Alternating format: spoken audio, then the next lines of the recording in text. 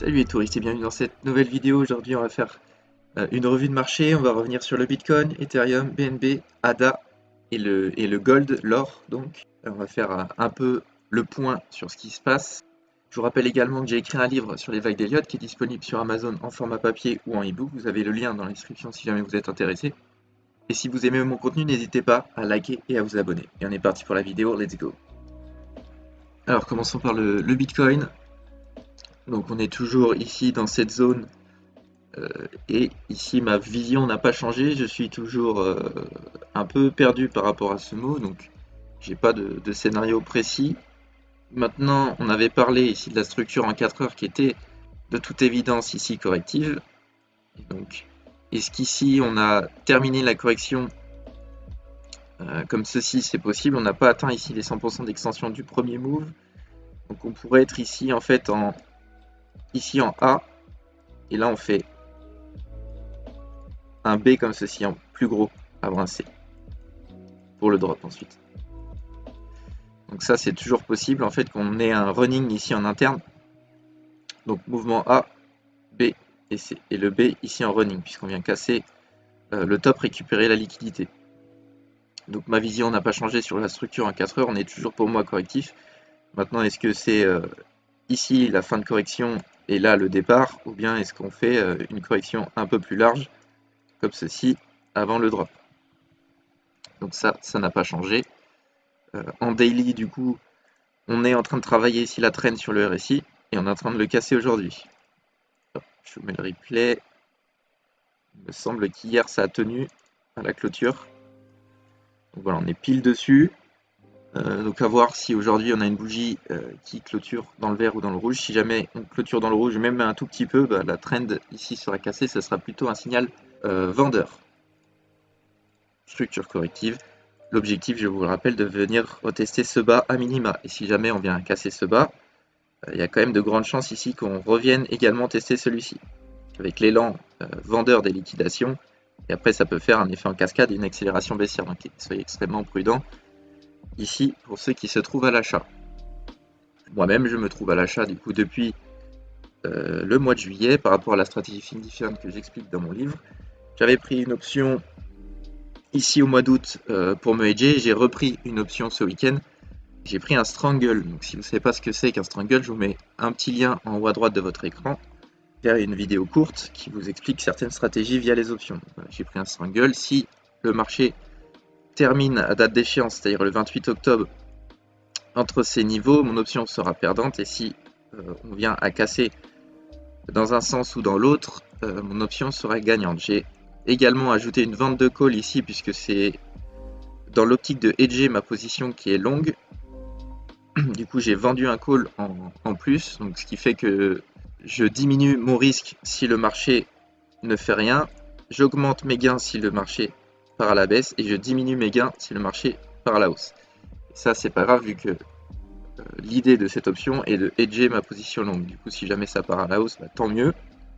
Et je clôturerai du coup mon option soit BE, soit en perte. On verra en fonction. Si jamais ça veut accélérer ici, j'empocherai les gains de mon option et les pertes de ma position. Donc voilà un peu où est-ce qu'on est ici pour la stratégie Findifion. Donc toujours en position. On commence à voir de nouveau des signes vraiment inquiétants par rapport à notre stratégie. Donc à suivre là, peut-être aujourd'hui ou demain. À la clôture, est-ce qu'on a un signal de sortie avant le stop loss? Ce qui peut arriver. Donc on ne l'avait pas eu jusqu'à maintenant, le signal de sortie, il est possible qu'on l'ait dans les prochains jours.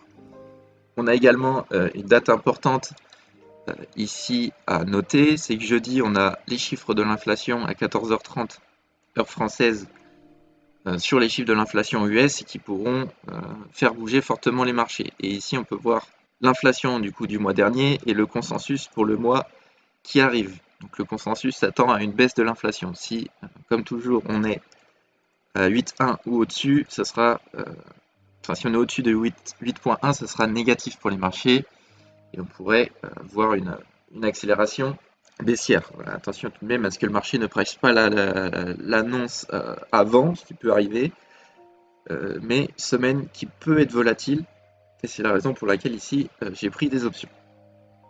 Donc voilà, jeudi 14h30 les chiffres de l'inflation à surveiller qui pourront annoncer la direction du marché. Voilà pour le BTC. Reparlons d'Ethereum.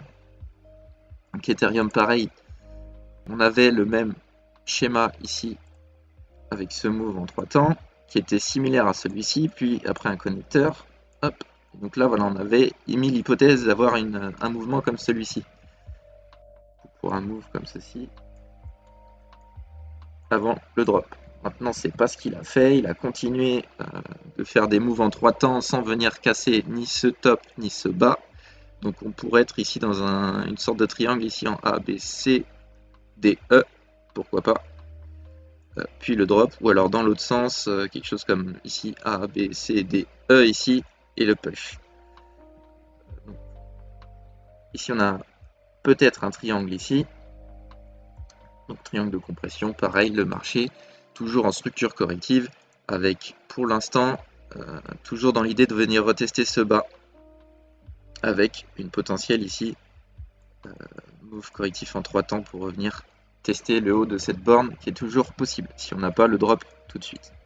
Peut-être jeudi, on aura un move dans un sens ou dans l'autre. La structure est toujours plutôt corrective et pas de changement. Les choses qui sont intéressantes, ça va être sur le BNB ici.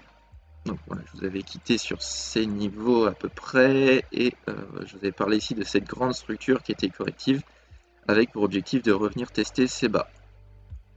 On avait une zone ici d'intérêt pour chercher des ventes, soit ici pour une W, X, Y, X, Z, ici qui pouvait même venir casser ce top, soit sur un potentiel triangle ici A, B, C, D, E, comme ceci. Pour le drop, ici sur le BNB, on est bien plus vendeur que sur les autres puisqu'on a déjà cassé la traîne sur le RSI. Et donc voilà, maintenant objectif venir retester ce bas, l'invalidation se place maintenant au-dessus de ce top. Si on revient à recasser ce top, on est encore sur une structure différente. Il faudra revoir le décompte en interne. Donc voilà, pour l'instant, je m'attends ici à un A, B et une C ici pour une continuation. Avant, potentiellement un push. C'est toujours l'idée. La zone ici qui va nous intéresser, ça va être sous ces bas, venir chercher cette liquidité à minima. Et après, on a la zone d'intérêt ici pour les 100% d'extension. Hop, hop. Donc les premiers niveaux ici, ce sont les niveaux en vue log. Donc 244,5 en vue log pour les premiers niveaux, 237,6 pour la vue classique. Attention également, ici on a pas mal de liquidités à venir chercher ici. Et donc là, on peut avoir une accélération forte également si jamais on vient à liquider les derniers bas les uns après les autres. Donc voilà, si jamais on a une accélération baissière, ce qui est possible, et qu'on n'ait pas de réaction sur ces niveaux, on pourrait être sur un schéma différent ici, parce que là, je m'attends ici à un mouvement A, B et C comme ceci à plus grande échelle, mais on pourrait être ici en WX, YX et Z, ici revenir casser ce bas. Donc la vision n'a pas changé, pour l'instant on va plutôt chercher de l'achat sur ces niveaux, et là, tant qu'on n'a pas cassé ce bas ici, on va plutôt chercher de la vente. Donc, tous les rebonds sont menés à être shortés entre ces deux niveaux. Pour le BNB, on parle ensuite de Cardano. Hop. Cardano qui vient de casser ici le triangle de compression. Donc je vous avais proposé deux scénarios, soit ici avec une finition en triangle A, B, C, D, E, ici on attendait un push, soit ici, second scénario, donc celui que vous avez sous les yeux, un mouvement A, et puis après ici un mouvement soit A, B, C, D, E ici en triangle, soit A, B, C en contracting. Et donc là c'est le choix que je fais en contracting parce que ce move ici est pour moi impulsif. On va se mettre en 4 heures ici, 1, 2, 3, 4 et 5 ici avec les divergences qui sont respectées. Donc je note pour le moment ici un contracting, donc A, B et C, et là le départ ici du mouvement baissier. Donc on a fait une 2 et on est sur la 3 actuellement. Hop. Donc signal plutôt vendeur également sur Cardano. Pas d'achat pour le moment tant qu'on ne reprend pas ici la traîne sur le RSI et le pivot daily. Chose à noter également qui pourrait être intéressant, c'est peut-être une pattern de week-off ici avec un SCARST. On n'a pas le sauce, le Sign of Strong par contre. Et ici on pourrait avoir du coup STB et le Spring ici. Donc on pourrait être 1, 2, 3, 4 et 5 avant le départ. Voilà, ça serait l'idée en tout cas. Ici d'allier Wyckoff et Elliott pour jouer une potentielle reprise. Mais là pour l'instant plutôt vendeur Cardano ici avec la cassure de la trend, la cassure du pivot ici sur le RSI et bientôt l'entrée en zone de survente. Donc attention à l'accélération baissière sur Cardano. Et enfin, parlons du gold, parce que ici il y a pas mal de gens qui vous parlent de ce M-Top Monthly, et là tout le monde vous dit c'est terminé. C'est terminé, pas sûr. Pas sûr, pas sûr. Là, il y a une possibilité de faire un flat, tout simplement ici, en ABC pour une continuation. Donc, pour l'instant, on n'a pas de validation acheteuse.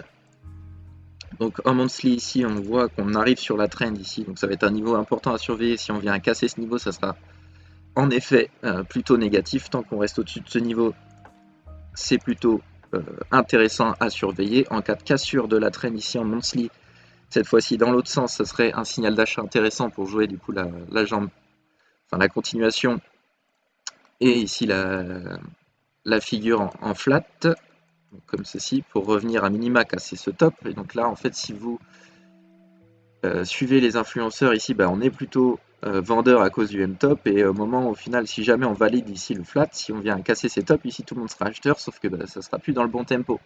Ici, parce que là, c'est une prise de bénéfice ici, et pas un signal d'achat.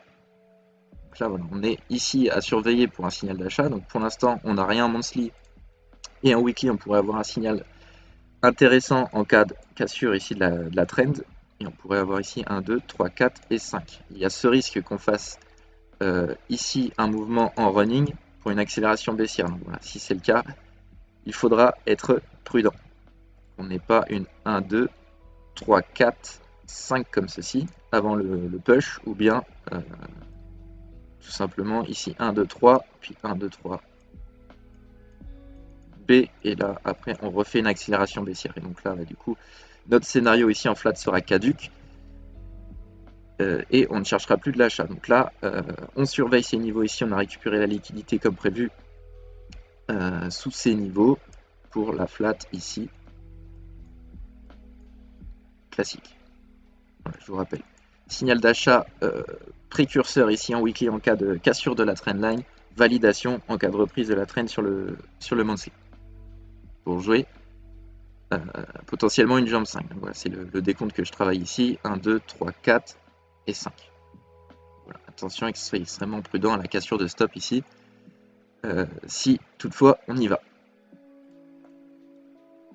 Voilà, du coup pour cette vidéo, j'espère que le contenu vous a plu. En tout cas, si c'est le cas, n'hésitez pas à liker, commenter, partager. On se retrouvera dans une prochaine. Ciao.